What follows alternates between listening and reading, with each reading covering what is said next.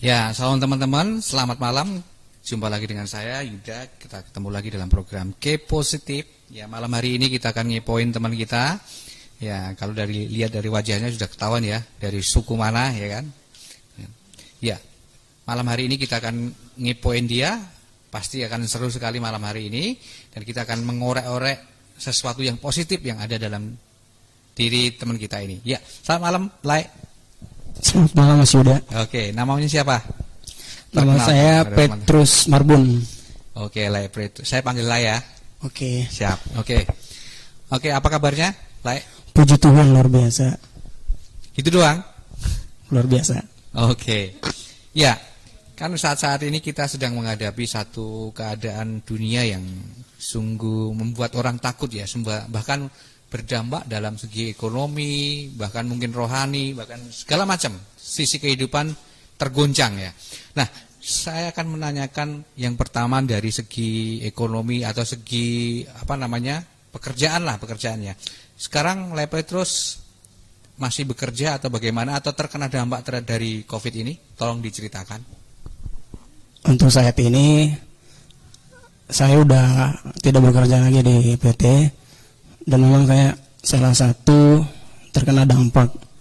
Dan ya saat ini lagi posisi nganggur lah di rumah. Nganggur dalam tanda kutip, tidak bekerja dan di perusahaan gitu ya? Tidak bekerja di perusahaan. Oke. Berarti pendapatannya berkurang ya? Bahkan tidak berkurang, tapi tidak ada gitu ya? Betul. Dari Oke. Nah, tapi kan kita kan hidup di perantauan ini, seperti di tempat ini ya contohnya.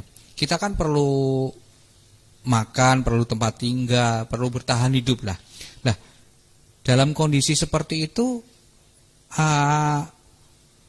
apakah Lai Petrus masih punya tabungan untuk bertahan hidup beberapa bulan ke depan, atau bagaimana cara menghadapinya?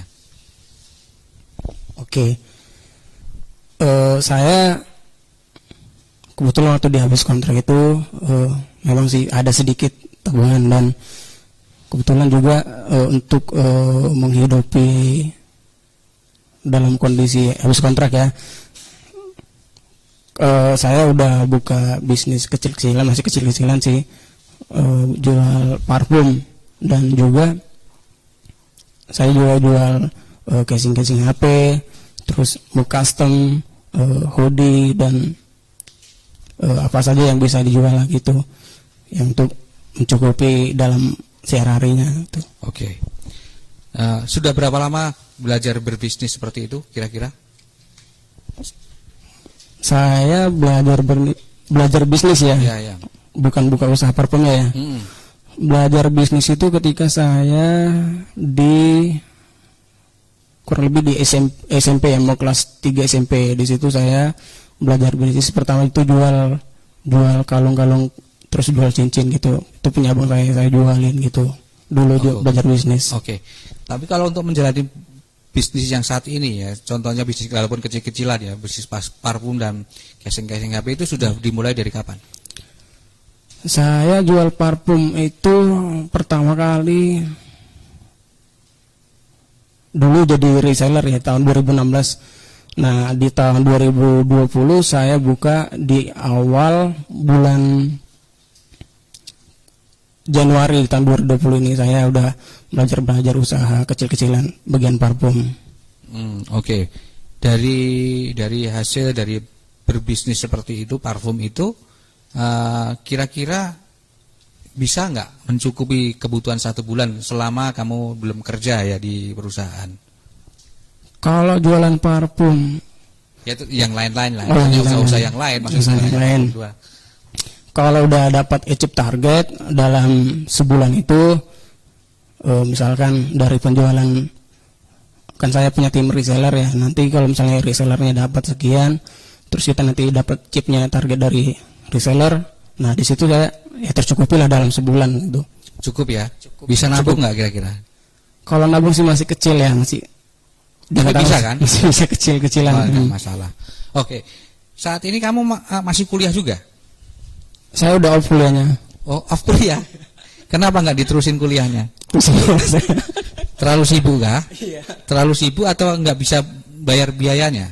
Terlalu sibuk dan nggak bisa bayar biaya kuliahnya. Oh, nggak bisa bayar kuliahnya itu Iya. karena off dari pekerjaan Iya, ya? dari pekerjaan. Oh gitu, oke.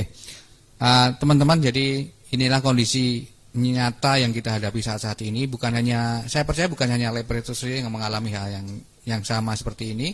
Nah, tapi saya percaya bahwa ketika kita punya niat untuk berusaha untuk bertahan hidup, seperti Lepretus ini, pasti kita juga akan bisa bertahan hidup. Dan apalagi kita sebagai anak-anak Tuhan, pasti Tuhan tolong, Tuhan cukupi apa yang menjadi kebutuhan kita. Oke, luar biasa sekali Lepretus ini ya. Nah, itu dari segi ekonomi. Walaupun sudah nggak bekerja dan bahkan sampai harus cuti atau berhenti ini kuliahnya, cuti istilahnya. Saya kemarin minta cuti, cuman belum saya berhenti aja dari kuliah. Oh gitu. Berhenti. Oh, oke. Terus itu dari segi dari segi ekonomi dan finansial ya. Nah, sekarang saya mau tanya ini dari segi rohani ini. Kan kalau kita sebelum Covid kan kita kan orang-orang dilihat dari ukuran kerohaniannya dari kesibukannya ke gereja, pelayanan, dan tentunya bisa jadi berkat bagi banyak orang sih. Tapi maksudnya orang bisa dilihat, wow ternyata Lepetrus pelayanan ini itu dilihat wah ini rohani banget orangnya. Nah, tapi sebelumnya saya mau tanya dulu, sebelumnya sudah melayani di gereja menjadi pelayan Tuhan atau jadi jemaat biasa? Puji Tuhan, saya dipercayakan pelayanan. Pelayan apa? Bagian singer ya di gereja. Oke, waduh pasti suaranya bagus ini suaranya. Ya apalagi orang Batak tahu sendiri ya kan. Oke, nah sekarang saya secara ini tidak perlu ini ya, tapi yang tahu kan maksudnya gini kan, kita sekarang sebagai anak Tuhan, sebagai gereja Tuhan kan memang benar-benar diuji. Apakah kita benar-benar menjadi gereja Tuhan yang sesungguhnya ketika kita nggak bisa beribadah di gereja? Kan kita sebagai anak Tuhan, sebagai gereja Tuhan juga harus tetap beribadah. Nah, ini yang saya mau tanyakan adalah bagaimana? Apakah selama Covid ini kamu semakin dekat sama Tuhan atau justru kamu semakin jauh dari Tuhan? Nggak usah panjang-panjang jawabannya. Semakin dekat apa semakin jauh dari Tuhan? Atau datar-datar aja? Semakin dekat sama Tuhan lah, karena kan di saat kondisi kayak gini kita harus butuh namanya topangan dan sumber itu yaitu dari Tuhan semua.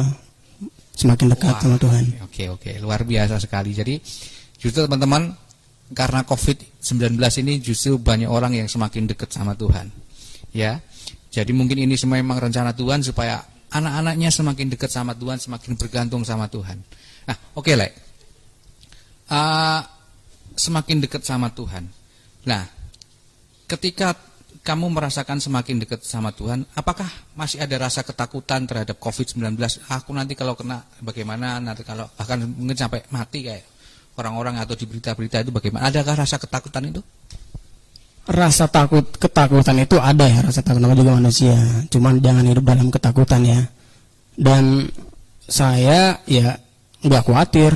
Semua kekhawatiran saya itu ya beban-beban semua, ketakutan kayak cemasan itu ya serahin aja gitu sama Tuhan semuanya, karena dia lah sumber penghiburan, sumber damai sejahtera, sumber kasihnya, terus dia sumber dari segala sumbernya. Pasti kalau kita dekat sama Tuhan, niscaya deh tiada mustahil bagi Tuhan deh.